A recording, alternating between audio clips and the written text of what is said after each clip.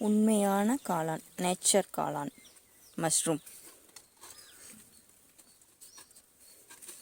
நேச்சரான mushroom இதுதான். வருமா?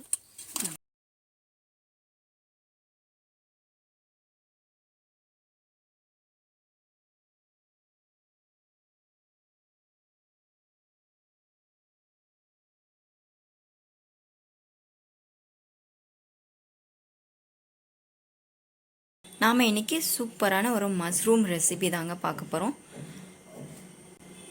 பாருங்கள், இதுதான் நேச்சரான காளான். நேச்சராக இந்த மண்ணில் இருந்து பிடுங்கி எடுத்துகிட்டு வந்த காளான். பாருங்கள், இந்த காளான் எவ்வளோ ஃப்ரெஷ்ஷாக இருக்குன்னு. இது மாதிரி மொட்டாக இருக்கும். நம்ம மண்ணில் இருந்து பறிக்கும்போது இது மாதிரி மொட்டாக இருக்கும். அப்புறமா தான் இதை மாதிரி மலர ஆரம்பிக்கும். பாருங்கள், இது மாதிரி மலர்ந்துடும். பார்த்தீங்களா எப்படி மலர்ந்துருக்குன்னு.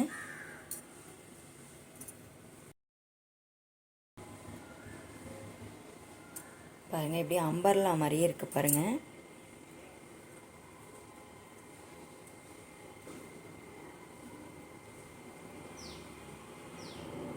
வில்லேஜ் சைடில் இந்த காளான் வந்து நிறைய மழை சீசனில் முளைக்கும்.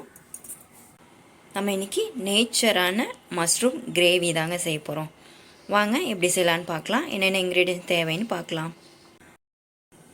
பியோர் சில்லி பவுடர், மஞ்சள் தூள், இஞ்சி பூண்டு பேஸ்ட், கொத்தமல்லி தூள், கருவேப்பிலை, கார்னிஷ்காக கொத்தமல்லி இலை, பச்சை மிளகாய், 2 வெங்காயம், 2 தக்காளி, உப்பு, எண்ணெய், இவ்வளோதாங்க. எப்படி செய்யலான்னு பார்க்கலாம் வாங்க. பாருங்கள், தக்காளி வெங்காயம்லாம் கட் பண்ணி வச்சாச்சு. மஷ்ரூமும் வாஷ் பண்ணி எடுத்து வச்சாச்சு. இப்போ சமைக்க ஆரம்பிச்சிடலாம். இப்போ கடாய் ஹீட்டாக இருக்குது. 3 ஸ்பூன் ஆயில் சேர்த்துக்கலாம். எண்ணெய் சூடாயிடுச்சு. கடுகு 1 ஸ்பூன் சேர்த்துக்கலாம். கடுகு வெடிச்சிச்சு. வெங்காயம் சேர்த்துக்கலாம்.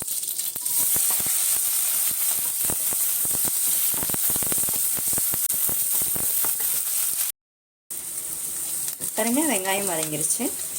பச்சை மிளகாய் சேர்த்துக்கலாம்.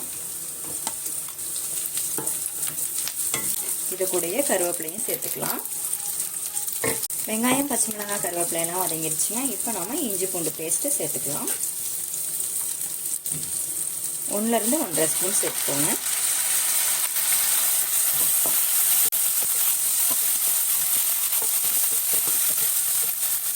இஞ்சி பூண்டு பேஸ்ட்லாம் வதங்கிருச்சுங்க. தக்காளி சேர்த்துக்கலாம்.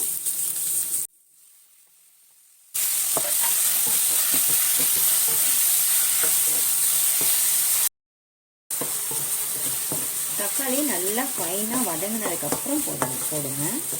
ஏன்னா மஷ்ரூம் தண்ணி விட்டுக்கும், காளானில் வந்து தண்ணி விட்டுக்கும். அதனால் நல்லா தக்காளியை வதக்கிட்டு அப்புறமா மஷ்ரூம் சேர்த்துக்கோங்க. இப்போ நம்ம மஷ்ரூம் சேர்த்துக்கலாம். காளானை நீங்கள் ரொம்ப பொடியாக நறுக்கிக்க வேண்டாம். ஏன்னா நம்ம கிளறும் போது அதுவே உடஞ்சிடும். அதனால் நீங்கள் நறுக்கவே வேண்டாம். ரேண்டமாக அப்படியே சும்மா உடச்சி விட்டுக்கோங்க.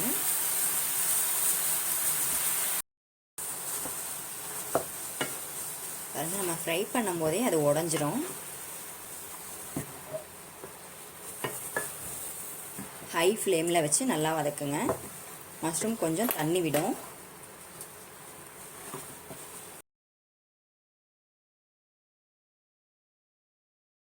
இப்போ நம்ம மஞ்சத்தூள் 1/4 ஸ்பூன் போட்டுக்கலாம்.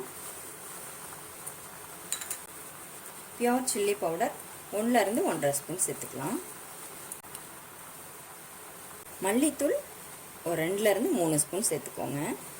ஏன்னா நமக்கு கிரேவியாக கிடைக்கணும், அதுக்காக. இதையும் கலந்து விட்டுக்கோங்க நல்லா.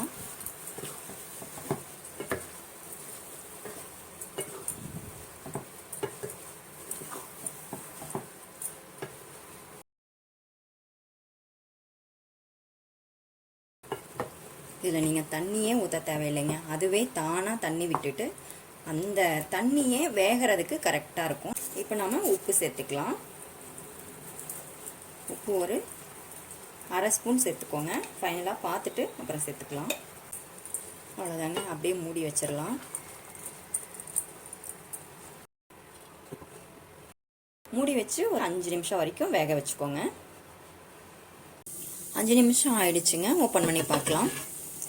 மஷ்ரூம் கிரேவி ரெடி ஆயிடுச்சு பாருங்கள். இப்போ நம்ம கொத்தமல்லி இலையை தூவிட்டு ஒரு சர்விங் பவுலுக்கு மாற்றிடலாம். கிரேவி ரெடி ஆயிடுச்சு பாருங்கள். நம்ம முழுசாக போட்டோம், அப்போது இது மாதிரி உடஞ்சிருச்சு. இது மாதிரி உடஞ்சிரும். அதனால் நீங்கள் ரொம்ப பொடியாக நறுக்காமல் மீடியம் சைஸில் அப்படியே ரேண்டமாக கட் பண்ணி போட்டிங்கன்னா முணுங்கிடும்.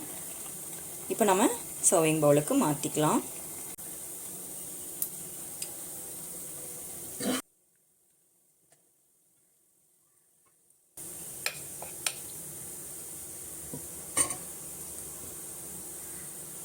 நேச்சுரலான மஷ்ரூம் கிரேவி ரெடி. சூப்பராக இருக்கும். கண்டிப்பாக ட்ரை பண்ணுங்கள்.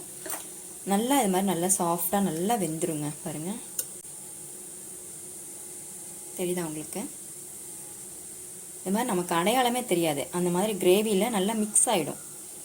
சூப்பராக இருக்கும். சப்பாத்தி, நான், ரொட்டி, ரைஸ்க்கு இது சூப்பராக இருக்கும். கண்டிப்பாக ட்ரை பண்ணுங்கள். என்னோட வீடியோ பிடிச்சிருந்ததுன்னா லைக் பண்ணுங்கள், ஷேர் பண்ணுங்கள், கமெண்ட் பண்ணுங்கள்.